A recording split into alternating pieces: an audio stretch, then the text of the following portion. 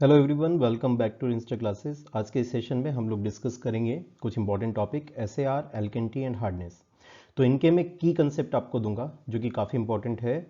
तो इस तरीके का जो आपके टॉपिक्स आते हैं उनके अंदर ये सारा का सारा कंसेप्ट काम में आने वाला है। तो स्टार्ट करते हैं बिल्कुल बेसिक से। एटॉमिक वेट क्या होता है? कुछ एटॉमिक वेट्स आपको याद रखने चाहिए, जैसे हाइड्रोजन का 1 होता है, कार्बन का 12, नाइट्रोजन का 14, ऑक्सीजन का 16, sodium 23, magnesium 24, aluminium 27, sulphur 32, chlorine 35.5, potassium 39 and calcium 40। तो ये कुछ इंपॉर्टेंट एटॉमिक वेट्स हैं, वो आपको याद रखने चाहिए। तो एटॉमिक वेट होता क्या है? देखो, एटम का जो वेट होता है वो तो काफ़ी छोटी यूनिट है, लेकिन यदि आप आवोगाद्रो संख्या जो कि 6 इंटू 10⁻23 होता है, इतने atoms, large number of atoms को यदि ग्रुप कर दें तो वो मिलकर के 1 मोल बनाते हैं। कितने एटम्स? 6 इंटू 10⁻23, जो कि आवोगाद्रो संख्या कहलाती है। तो उतने एटम्स मिलकर के जब आपका एक मोल बनाएगा तो उस मोल का, 1 मोल का हाइड्रोजन का जो वेट है वो सिर्फ 1 ग्राम है। ठीक है, तो आप इमेजिन कर सकते हैं कि अगर आप एटॉमिक वेट, एक सिंगल एटम का यदि वेट निकालना चाहें तो वो कितनी एक छोटी क्वांटिटी होगी। ठीक है, तो अभी आगे चलते हैं। मॉलिक्यूलर वेट यदि आपको निकालना हो, ये तो सिर्फ एटम्स थे, सिंगल एटम्स थे। अगर आपको मॉलिक्यूलर वेट निकालना है, यानी कि ग्रुप ऑफ एटम्स जब कंबाइन हो जाएंगे साथ में तो वो मॉलिक्यूल बनाएंगे। तो मॉलिक्यूलर वेट यदि कभी आपको निकालना होता है, जैसे फॉर एग्जांपल वाटर का निकालना है, H2O का, तो H2O में 2 एटम्स तो हाइड्रोजन के हैं, तो हाइड्रोजन का एटॉमिक वेट 1 है, तो 2 इंटू 1 प्लस ऑक्सीजन का 16, तो टोटल हो गया 18। इसी तरीके से अगर आप H2SO4 देखें तो H2SO4 में हाइड्रोजन के 2 एटम्स हैं, सल्फर आपका 1 एटम है और ऑक्सीजन के 4 एटम्स है। तो एटॉमिक वेट से रेस्पेक्टिवली आपने मल्टीप्लाई किया नंबर ऑफ एटम्स को, और टोटल वेट जो निकल करके आ रहा है वो 98 ग्राम निकल करके आ रहा है। अगर आप यूनिट रखें तो ये 98 ग्राम है। तो वो एक सिंगल एटम की नहीं है, वो किसकी? नंबर ऑफ मोल्स की है। 1 नंबर ऑफ मोल यदि आप वहां पर लेंगे H2SO4 के, तो उसका जो वेट निकल करके आएगा वो 98 ग्राम्स के बराबर होगा। ठीक है, आगे चलते हैं। A mole is defined as the amount, अगर आप मोल की बात करें, this is the amount of the substance that contains a very large number of atoms. ठीक है, या फिर पार्टिकल्स बोल सकते हैं, आयंस बोल सकते हैं, मॉलिक्यूल बोल सकते हैं। ठीक है, तो इतने लार्ज नंबर ऑफ एटम्स या मॉलिक्यूल्स मिलकर के जब आप कंबाइन होते हैं तो वो क्या कहलाता है? वो 1 मोल कहलाता है। ठीक है, तो यहां पर मोल की डेफिनेशन मैंने आपको दी। आगे चलते हैं। नेक्स्ट कंसेप्ट है द नंबर ऑफ मोल्स। यदि आपको निकालने हो किसी भी एटम के, अगर आपको नंबर ऑफ मोल्स निकालने हैं तो यहां पर वेट आप यूज करोगे कि कितना वेट उसका गिवन है, और डिवाइड कर दोगे उसको एटॉमिक वेट से, तो number of moles of atoms निकल करके आ जाएंगे। फॉर एग्जांपल, अगर आपको बता दिया जाए कि नंबर ऑफ मोल्स यदि 100 ग्राम कैल्शियम का निकालना है, तो वेट की जगह तो आपको क्वेश्चन में 100 ग्राम दिया हुआ है, और कैल्शियम का एटॉमिक वेट अभी अभी आपने दिखा था जो कि 40 के बराबर था, तो यहां पर आप लोग निकाल सकते हैं। तो इसके नंबर ऑफ मोल्स निकल करके आ रहे हैं 2.5 मोल्स। ठीक है, तो अगर यूनिट में आप डालें तो वेट को आपने रखा है ग्राम में, और जो एटॉमिक वेट है वो आपने रखा है 40 ग्राम पर मोल। एक मोल कैल्शियम का जो वेट होगा वो 40 ग्राम के बराबर होगा, तो 40 ग्राम्स पर मोल के बराबर आपने रखा। आंसर आपको निकल करके आ रहा है 2.5 मोल्स। ठीक है, नेक्स्ट पर चलते हैं। नंबर ऑफ मोल्स यदि आपके मॉलिक्यूल्स के निकालने हैं, ठीक है, नंबर ऑफ मोल्स यदि आपको मॉलिक्यूल्स में निकालने हैं, molecules is the group of atom. ठीक है, तो यहां पर आपको लेना पड़ेगा वेट, पहले लिया था आपने एटॉमिक वेट, अब आ रहा है मॉलिक्यूलर वेट। ठीक है, बस ये इतना सा डिफरेंस है। एग्जाम्पल यदि देखें, नंबर ऑफ मोल्स निकालने हैं अगर आपको 100 ग्राम कैल्शियम ऑक्साइड के, तो कैल्शियम ऑक्साइड ये ग्रुप ऑफ एटम से बना हुआ है ना, 100 ग्राम इसका वेट दिया हुआ है। तो अगर आपको नंबर ऑफ मोल्स निकालने हैं कैल्शियम ऑक्साइड के, तो आपको मॉलिक्यूलर वेट कैल्शियम ऑक्साइड का निकालना पड़ेगा। तो कैल्शियम ऑक्साइड का मॉलिक्यूलर वेट कितना है? 40। तो कैल्शियम का एटॉमिक वेट है, ऑक्सीजन का 16 है, तो टोटल मिलाकर के 56 ग्राम एक मोल का वेट आएगा किसका? कैल्शियम ऑक्साइड का। तो अगर आप यहाँ पर नंबर ऑफ मोल्स निकाल लेंगे तो वो आ जाएगा गिवन वेट, जो कि 100 ग्राम गिवन है इस एग्जांपल में, और 56 ग्राम पर मोल में आपका मॉलिक्यूलर वेट है कैल्शियम ऑक्साइड का, तो 1.78 मोल्स यहाँ पर निकल करके आ रहे हैं किसके? 100 ग्राम कैल्शियम ऑक्साइड का मतलब है 1.78 मोल्स ऑफ कैल्शियम ऑक्साइड। ठीक है, नेक्स्ट चलते हैं। यदि आप यूनिट चेंज करें, बस यहाँ पर यूनिट चेंज की है, 100 मिलीग्राम अगर कैल्शियम ऑक्साइड ले लें तो 100 मिलीग्राम कैल्शियम ऑक्साइड के कितने मोल्स होंगे, अगर वो निकालें तो फिर से मॉलिक्यूलर वेट देखा 56 ग्राम्स पर मोल्स के बराबर है। और अब आपने यहाँ पर 100 मिलीग्राम पुट किया, 100 मिलीग्राम का मतलब है 100 इंटू 10⁻³ ग्राम। ठीक है, जब आप डिवाइड करोगे इस फिगर से तो पहले भी आपको यही फिगर मिला था 1.78, बस ये मिलीग्राम की वजह से आपकी यूनिट में 10⁻³ नजर आ रहा होगा।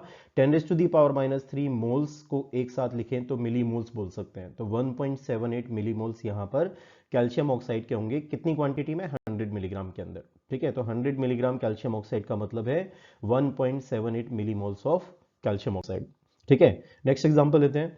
अगर अब यहां पर कैल्शियम ऑक्साइड आपको जो दिया गया है वेट, वो in the form of concentration दे रखा हो, तो इस कॉन्सेंट्रेशन का मतलब क्या है। 100 मिलीग्राम पर लीटर का मतलब ये है कि 1 लीटर ऑफ वाटर में, ठीक है, 1 लीटर ऑफ सॉल्यूशन में जो कैल्शियम ऑक्साइड का अमाउंट है वो 100 मिलीग्राम है। तो 100 मिलीग्राम कैल्शियम ऑक्साइड जो कि एक सॉल्वेंट है, ठीक है, उसको आपने 1 लीटर पानी के अंदर डाला और एक सॉल्यूशन प्रिपेयर किया जो कि कैल्शियम ऑक्साइड की कॉन्सेंट्रेशन कितनी रख रहा है, 100 मिलीग्राम पर लीटर। तो ये तो मतलब निकल करके आ रहा है।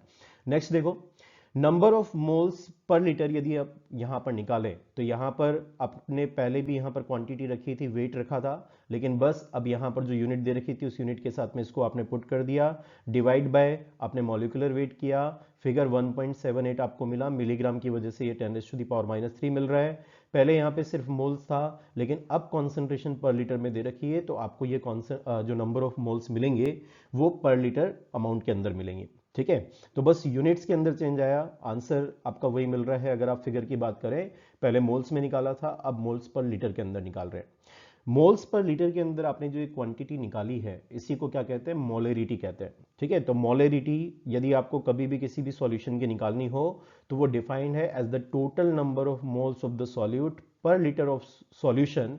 It is also known as the molar concentration. इसको मोलर कॉन्सेंट्रेशन भी कहते हैं, मोलर से इसको रिप्रेजेंट किया जाता है और कैपिटल M सिंबल यूज किया जाता है, और इसकी जो यूनिट है वो मोल्स पर लीटर है। तो मोल्स पर लीटर में आपने जो फिगर निकाला है बेसिकली 1.78 इंटू 10⁻³ यही आपकी गिवन कैल्शियम ऑक्साइड की क्या हो जाएगी, मोलरिटी हो जाएगी। ठीक है, तो यदि आप मोलरिटी देखें कि molarity of given calcium oxide 100 milligram per litre concentration में उसकी मोलरिटी देखें तो वो है 1.78 इंटू 10⁻³ ठीक है, तो आप उसको लिख सकते हैं 0.00178 M, capital M symbol molarity का है। नेक्स्ट चलते हैं।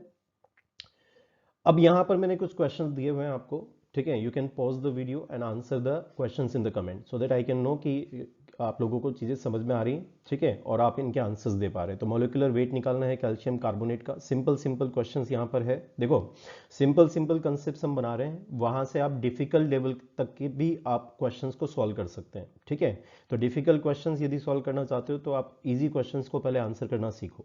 ठीक है, मोलेरिटी और मॉलिक्यूलर वेट्स इन सभी चीज़ों के आपको निकालने हैं। ये एनवायरनमेंट के अंदर, आपके सिविल इंजीनियरिंग के अंदर काफ़ी ज़्यादा यूजफुल होते हैं। Calcium carbonate, calcium bicarbonate, aluminium hydroxide, glucose, इनसे रिलेटेड क्वेश्चंस आते रहते हैं जब आपको मॉलिक्यूलर वेट निकालने की जरूरत पड़ेगी।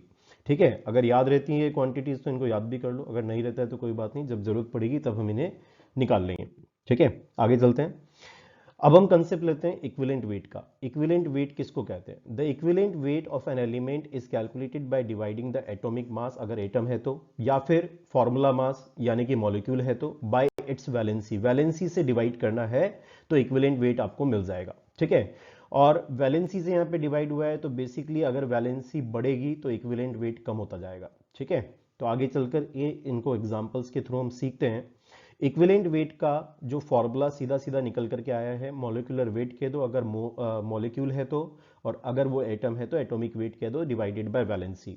ठीक है, तो वैलेंसी जो होता है वो बेसिकली चार्ज होता है किसी एटम पर, जैसे Ca2+, Al3+, तो वहां पर Ca2+ पर जो चार्ज है वो 2 चार्ज वहां पर अवेलेबल है, तो उसमें वैलेंसी कितनी हो जाएगी, 2 हो जाएगी। ठीक है, तो एग्जांपल के तौर पर Ca2+ valency is 2, aluminium 3+, charge 3 नजर आ रहा है। ठीक है, तो इस वजह से वैलेंसी 3 हो जाएगी। Fe2+, ठीक है, फेरस को देखेंगे तो यहाँ पर चार्ज 2 है, वैलेंसी 2 हो जाएगी। Fe3+, चार्ज 3 है, वैलेंसी 3 हो जाएगी। OH- चार्ज 1 है, वैलेंसी 1 हो गई। Cl-, SCO3-। इसी में अगर आपसे ये पूछा जाए SO4 2-, ठीक है, तो वैलेंसी क्या होगी, ठीक है, आप लोग देख सकते हैं यहां पर वैलेंसी जो निकल करके आएगी वो आप मुझे कमेंट कर सकते हैं। नेक्स्ट देखें, फॉर द कंपाउंड्स और सॉल्ट, ठीक है। यदि हम कंपाउंड्स की बात करें, यदि हम मॉलिक्यूल की बात करें, यानी कि ग्रुप ऑफ एटम्स की बात करें, तो उसमें कैसे निकाली जाएगी। फॉर एग्जाम्पल अगर Fe2O3 की बात करें तो Fe2O3 में जब ये Fe2O3 जब ये बना था कंपाउंड, तो यहाँ पर 3 ऑक्सीजन एटम कंबाइंड हुए थे। ठीक है, तो 3 ऑक्सीजन एटम 2 माइनस यहाँ पर है ना, और 2 Fe3+ आप बोल सकते हो। तो बेसिकली यहाँ पर जो चार्ज चल रहे हैं जो न्यूट्रलाइज होने के लिए आयरन के ऊपर, वो 3 चल रहा है। तो यदि आप Fe2O3 का यदि आप इक्विवेलेंट वेट यदि निकालना चाहेंगे तो वहां पर आपको, ठीक है, 3 से डिवाइड करना पड़ेगा। नेक्स्ट देखिए valency of magnesium in magnesium carbonate. Magnesium carbonate में वैलेंसी देखेंगे तो Mg2+ था और CO3 2- था, तो यहाँ पर 2 चार्ज न्यूट्रलाइज हुआ है। ठीक है, वैलेंसी जो है वो आप यहाँ पर 2 यूज करेंगे। नेक्स्ट देखो इक्विवेलेंट वेट यदि आप Mg2+ का निकालेंगे तो वो हो जाएगा atomic weight divided by valency, है ना। तो एटॉमिक वेट मैग्नीशियम का हमने देखा था टेबल में, चॉइस होता है, चॉइस डिवाइड बाय 2 किया, 12 ग्राम आ गया। अगर आप इक्विवेलेंट वेट निकालें मैग्नीशियम कार्बोनेट का तो वो निकल करके आएगा मैग्नीशियम कार्बोनेट, जो फॉर्मूला है मैग्नीशियम का चॉइस है। ठीक है, एटॉमिक वेट कार्बन का 12 है, ऑक्सीजन के 3 एटम है, 3 × 16 किया डिवाइडेड बाय 2, क्योंकि Mg2+ और CO3 2-, तो चार्ज यहाँ पर 2 था, वैलेंसी 2 होगी, डिवाइड करोगे 42 ग्राम आपको मिल रहा है। ठीक है, नेक्स्ट देखो इक्विवेलेंट वेट ऑफ कैल्शियम 2+, है ना, Ca2+ का अगर इक्विवेलेंट वेट देखें तो Ca2+ पर चार्ज 2 है, वैलेंसी 2 होगी। कैल्शियम का जो एटॉमिक वेट होता है वो 40 होता है, तो 40 डिवाइड बाय 2 यानी कि 20 ग्राम यहाँ पर आ जाएगा। ठीक है, इक्विवेलेंट वेट अगर कैल्शियम कार्बोनेट का देखें तो कैल्शियम कार्बोनेट का मॉलिक्यूलर वेट, ठीक है, हमको निकालना होगा। 40 + 12 + 3 × 16 किया, 100 आ गया, डिवाइड बाय 2 वैलेंसी है, तो यहाँ पर 50 gram equivalent weight of calcium carbonate निकल करके आ रहा है। ठीक है, तो धीरे धीरे इन कंसेप्ट्स को हम बढ़ाते जा रहे हैं। नेक्स्ट देखो अगर नेक्स्ट यदि आपसे ये पूछा जाए कि नंबर ऑफ इक्विवेलेंट्स कैसे निकाले जाते हैं, तो नंबर ऑफ इक्विवेलेंट निकालने के लिए जो फॉर्मूला आप यूज करोगे, given weight divided by the equivalent weight. ठीक है, तो क्वेश्चन के अंदर जो भी आपसे जिस भी क्वांटिटी का equivalent weight, number of equivalents पूछे जाएंगे तो उसकी वेट दे रखी होगी। वेट आपको ग्राम में दिया जा सकता है या मिलीग्राम में दिया जा सकता है या फिर मिलीग्राम पर लीटर में कॉन्सेंट्रेशन की फॉर्म में दिया जा सकता है। तो हम यहाँ पर नंबर ऑफ इक्विवेलेंट्स निकालना देख लेते हैं कि किस तरीके से निकलता है। तो नंबर ऑफ इक्विवेलेंट्स यदि आपको निकालने हैं 100 ग्राम कैल्शियम कार्बोनेट के, है ना, 100 ग्राम कैल्शियम कार्बोनेट के अगर आपको नंबर ऑफ इक्विवेलेंट्स निकालने हैं तो आपको वेट अभी दिया हुआ है ग्राम्स में। ठीक है, तो 100 डिवाइड बाय इक्विवेलेंट वेट कर लेंगे। इक्विवेलेंट वेट अभी कैल्शियम कार्बोनेट का निकाला था, 50 के बराबर आया था। ठीक है, तो यहां से 100 डिवाइड बाय 50 करेंगे तो 2 इक्विवेलेंट्स यहां पर कैल्शियम कार्बोनेट के निकल करके आ रहे हैं। इसका मतलब क्या है, 100 ग्राम कैल्शियम कार्बोनेट बेसिकली इक्विवेलेंट है कितने के बराबर, 2 के बराबर, तो 2 इक्विवेलेंट्स वहां पर कैल्शियम कार्बोनेट के अवेलेबल है। नेक्स्ट देखो नंबर ऑफ इक्विवेलेंट्स यदि निकालें 100 मिलीग्राम कैल्शियम कार्बोनेट के तो कितना होगा, बस यूनिट चेंज किए 100 मिलीग्राम कर दिया, तो वो जो क्वांटिटी 2 इक्विवेलेंट्स पहले आए थे जब ग्राम में रखा था, अब 2 मिली इक्विवेलेंट्स आ जाएगा। ठीक है, बस इतना सा चेंज यहाँ पर आने वाला है। यूनिट कन्वर्जन करके देखें, 100 मिलीग्राम को आपने कन्वर्ट किया 100 × 10⁻³ ग्राम। ठीक है, नेक्स्ट हो जाएगा ये 2 × 10⁻³ इक्विवेलेंट्स आए, तो इसका मतलब है 2 मिली इक्विवेलेंट यहाँ पर हो गया, शॉर्ट में MEQ लिख देंगे। ठीक है, तो 2 मिली इक्विवेलेंट्स यहाँ पर नंबर ऑफ इक्विवेलेंट्स हो गए, किसका, 100 मिलीग्राम कैल्शियम कार्बोनेट का। अब नेक्स्ट यदि यहाँ पर कैल्शियम कार्बोनेट जो वेट जो दिया जा रहा है, अगर वो आपको कंसंट्रेशन फॉर्म में दिया जाए, यानी कि जो सॉल्यूशन है, सॉल्यूशन में कितना जो है कैल्शियम कार्बोनेट है, ठीक है, वो आपका कितना है 100 मिलीग्राम यहाँ पर दिया हुआ है 1 लीटर सॉल्यूशन के अंदर।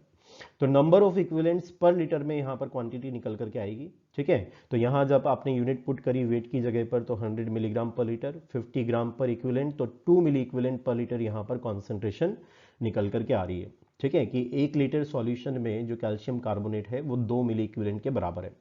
नेक्स्ट देखें नॉर्मेलिटी जो होती है, ठीक है, वो डिफाइन करते हैं as the number of grams और moles equivalent of solute present in 1 litre of solution. ठीक है, तो कैल्शियम कार्बोनेट जो सॉल्यूट है इसको आप 1 लीटर में देखें सॉल्यूशन में तो कितना ये प्रेजेंट है, ये क्या कहलाता है, ये नॉर्मेलिटी कहलाता है। नॉर्मेलिटी के लिए कैपिटल N सिंबल यूज करते हैं। ठीक है, तो नंबर ऑफ इक्विवेलेंट्स जो कैल्शियम कार्बोनेट के आपने जैसे इस क्वेश्चन में निकाला था वो 2 मिली इक्विवेलेंट निकल करके आ रहा था, तो मिली इक्विवेलेंट नहीं, आप 2 मिली को लिख सकते हो 0.002। तो यहाँ पर बेसिकली अगर आपको नॉर्मेलिटी टर्म्स में कैल्शियम कार्बोनेट की कॉन्सेंट्रेशन बतानी है तो वो बेसिकली कितना है 0.002 नॉर्मेलिटी, यानी कि कैपिटल N के बराबर है। ठीक है, तो hence the normality of the given calcium carbonate of 100 milligram per litre concentration is 0.002 N। ठीक है, नेक्स्ट देखो इरिगेशन इंजीनियरिंग के अंदर ये चीज़ आपकी काम आती है। जैसे अगर बात करें SAR निकालना है आपको, सोडियम एडजॉर्प्शन रेशो, ठीक है। एडजॉर्प्शन और एब्जॉर्प्शन में डिफरेंस क्या होता है मैं क्लासेस में बता चुका हूँ। तो सोडियम एडजॉर्प्शन रेशो SAR यदि आपको डिफाइन करना है, ठीक है, तो डिफाइन करते हैं इसको। तो SAR आता है Na plus divided by Ca2 plus concentration plus Mg2 plus concentration divided by 2, ठीक है। तो एवरेज कॉन्सेंट्रेशन है ये Ca2 प्लस और Mg2 प्लस की स्क्वायर रूट के साथ में है डिवीजन में, ये SAR कहलाता है, सोडियम एडजॉर्प्शन रेशो। ये यहाँ पर जब प्लांट्स के लिए जब आप वाटर लेकर के आते हो इरिगेशन वाटर, तो उसमें इरिगेशन वाटर की क्वालिटी को डिफाइन करने के काम आता है। देखो प्लांट्स के लिए जो सोडियम होता है वो एक हजार्डस एलिमेंट है, ठीक है। अगर प्लांट में SAR मतलब जो वाटर है उसमें SAR यदि ज़्यादा है तो प्लांट की ग्रोथ जो है वो सही से हो नहीं पाएगी, हो सकता है कि प्लांट्स खत्म हो जाए, ठीक है, वो ग्रो ना कर पाए, ठीक है। तो ये हजार्डस होता है प्लांट्स की ग्रोथ के लिए।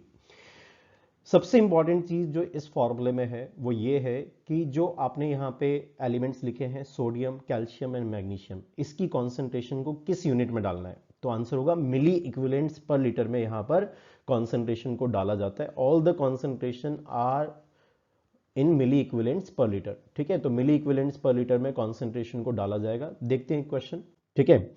यदि आपको क्वेश्चन दिया गया Ca2 प्लस की कॉन्सेंट्रेशन 3 मिली इक्विवेलेंट पर लीटर है, Na प्लस 22 मिली इक्विवेलेंट पर लीटर दिया हुआ है, मैग्नीशियम 1.5 मिली इक्विवेलेंट पर लीटर दिया हुआ है, और आपसे पूछा गया है कि SAR निकालो।